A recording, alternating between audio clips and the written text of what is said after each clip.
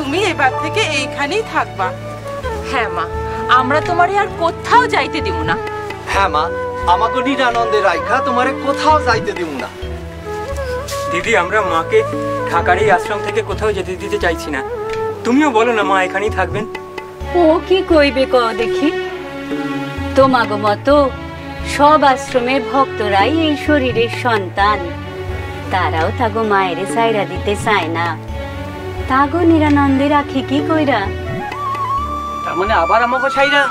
পাগল ছেলের কথা শোনো, মা কি কখনো তার সন্তান গো সাইরা দিতে পারে?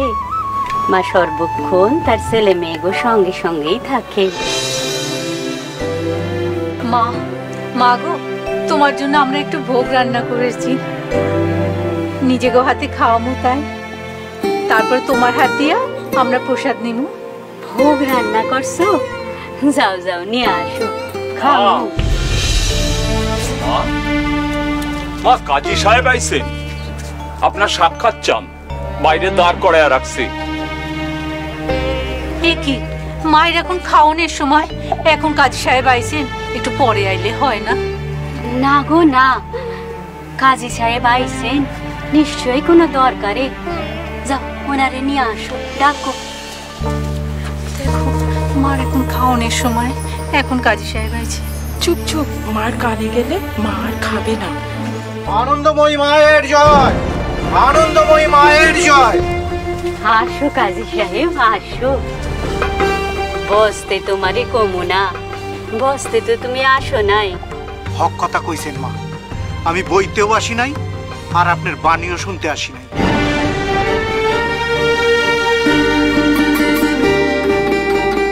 কেমন কথা কাজী? বসতে আসেননি ঠিক আছে, তা বলে মায়ের বাণীও শুনবেন না? এততে মাক উনি কাজী সাহেব বইলা সকলের মাথা কিনা নিছেন নাকি? তবে এর কাছে কি করতে আইছো কাজী? নিজের কথা কইতে। আমি কমু, আপনি শুনবেন। বেশ, কও শুনি। লড়াই তো শুরু হয়ে গেছে মা। কিসের লড়াই? ভিতরে না বাইরে? আমি আগেই কইছি না, শুনুম না কিছু, শুধু কমু। শুরু হয়ে গেছে ভেতরের লড়াই, বাইরেরও। রসদের বড় অভাব, লড়াইয়ে জান দিমু, রসদ কই? দোয়া করেন মা, আমি যেন জয়ী হইতে পারি। ব্যাস, কেবল এই কটা কথা কইতেই আসা।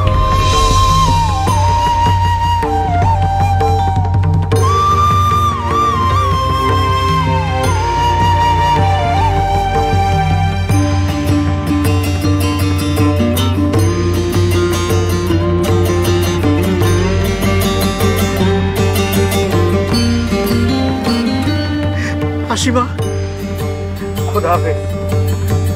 মা আনন্দময়ী মায়ের জয়, আনন্দময়ী মায়ের জয়, আনন্দময়ী মায়ের জয়।